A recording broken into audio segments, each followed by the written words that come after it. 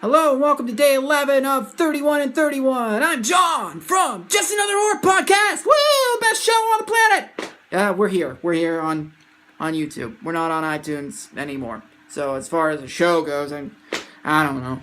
Anyway, today we're going to be talking about another Texas Chainsaw movie because we never seem to get around to that series. We're going to talk about Texas Chainsaw Massacre: The Next Generation. You know, the one with Matthew McConaughey and Renee Zellweger in it. Yeah, that happened. There was also one with Viggo Mortensen before this, but I'm saving that one. I really like that one, and I want to talk about that one later.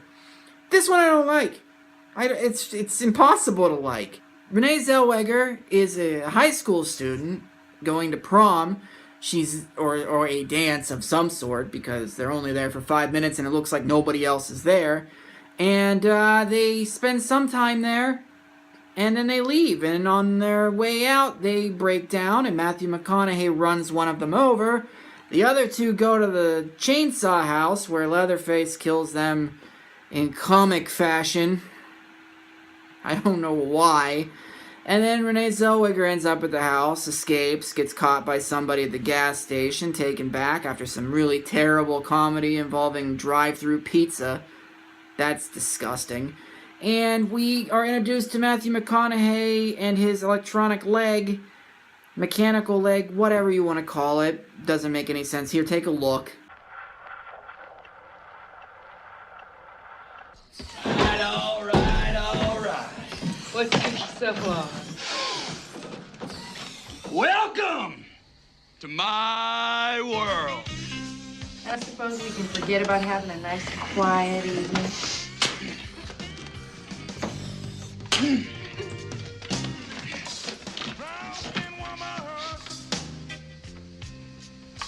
That I love so.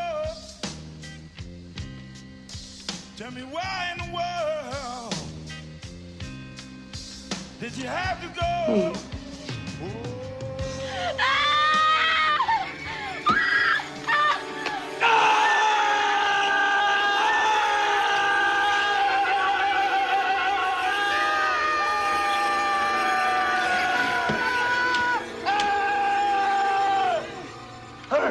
What is going on? I'm befuddled.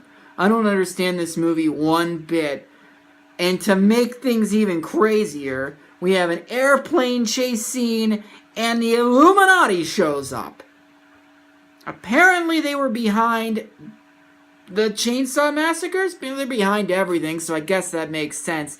And as a final, we don't know what the shit we're doing, they have Marilyn Burns from the first movie show up in the hospital at the end of this movie, and everything is like time warp, Illuminati.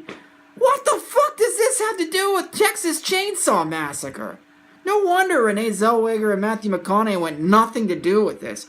Although Matthew McConaughey is awesome in this movie. Like, if you like old Matthew McConaughey, not the really good dramatic actor that he is now, and he is awesome. But back then he was just a goofball lunatic. And this role, despite being in the fourth movie of a Texas Chainsaw Massacre series that constantly reinvents itself, so it has nothing to do with any of the ones before it, he's perfect for this role. He really is. What this role is, I don't know, but it's basically Matthew McConaughey with a mechanical leg. And he's like, I'm Matthew McConaughey, put a mechanical leg on me. Would I recommend this movie? Nope. No. Not even for a completist. This series is all over the goddamn place. First one, classic. Everybody says it is because it's the first, but really it's not that great. The second one is my favorite. It's a goofball, screwball comedy. The third one is, in my opinion, sort of what the first one could have been, I guess. And then there's this.